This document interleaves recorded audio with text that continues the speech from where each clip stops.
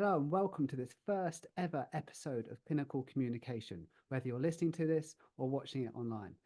My name is Ben. I'm a physio and also clinical communications facilitator here in the UK. And the aim of this resource for clinical communication is to help any clinicians anywhere in the world have easier and better conversations with the patient in front of them. This is the first episode, and we're talking about the most important skill today, which is listening. So let's jump in. So there are some obvious benefits to listening to the patient in front of you and letting them tell their story. Number one is that patients really value it. It's probably the most thing they're grateful for. If you forget all other skills about communication, if you can just let someone tell their story and tell you how they feel, it is probably the best way to build rapport and trust with that person in front of you because they really value it. It may not have happened in the past. You may have had various other appointments where they've been stopped or shut down, okay? But we call it a golden minute where you let someone tell their story or their concerns to you. They may not need a whole minute. They may need 10 seconds. They may need 30 seconds. The point is you're letting them do it without interruption.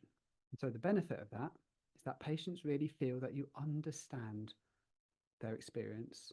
And because they feel that you understand their experience, they're more likely to then feel that you have a better idea of what's going on from the diagnostic side of things, and then also have a better idea to give the correct treatment in their eyes. There are obviously concerns that if we let patients talk for too long, they'll take up too much time and it'll rush things along and we won't be able to stick to the clock if we're time limited. Actually, there's a ton of evidence out there that shows if you let them tell their story, if anything, sometimes it saves time because they'll tell you everything that you need to hear without you then having to ask extra questions. So letting them tell their story may actually save you time, and also they may tell you things that they haven't told anyone else that really may get to the crux of the issue or may reveal something that actually needs to be addressed as well. So by letting them tell that story, letting them get out all the information they want to say, it may tell you things that really pinpoint truly what the issue is going on in case it's not very clear or obvious at first.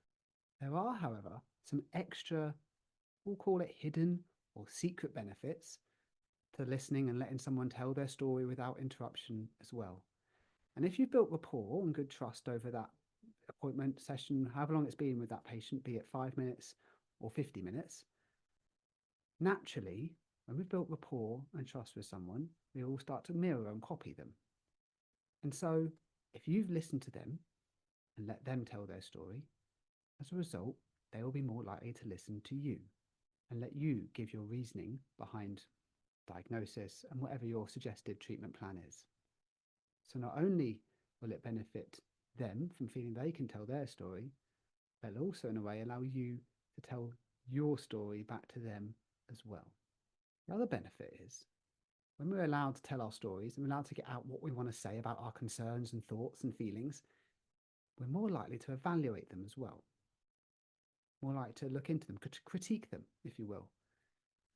And as a result, we'll be more open to someone else's views and opinions as well. So if you're coming across a patient who's got particularly different or contradictory beliefs to where you want the conversation to go, allowing them to get it out there and to say what they want to say, not only does it mean they're more open to what you're going to say, but they're more open to then critiquing their own thoughts and analysing their own beliefs as well, which may make that conversation later about challenging beliefs easier.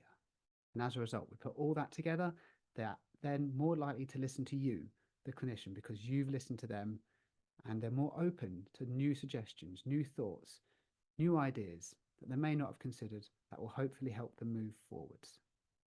And the skill is very simple. Just listen, let them say what they want to say, keep your mouth shut, use your ears. That simple. There's nothing more complicated than that, but there are tons of benefits, and it is the most important communication skill going. There are tons more, which we'll cover in many more episodes, but we'll start with this, which is the most important one. Now, if you found this useful, please do share it around and send it to anyone you feel would benefit from it or find it helpful. What I'd really like is you to tell me what you want me to cover, what you want me to discuss. If you want guests who you want me to try and get on, tell them, don't just tell me, tell them as well. And we'll see where this all goes.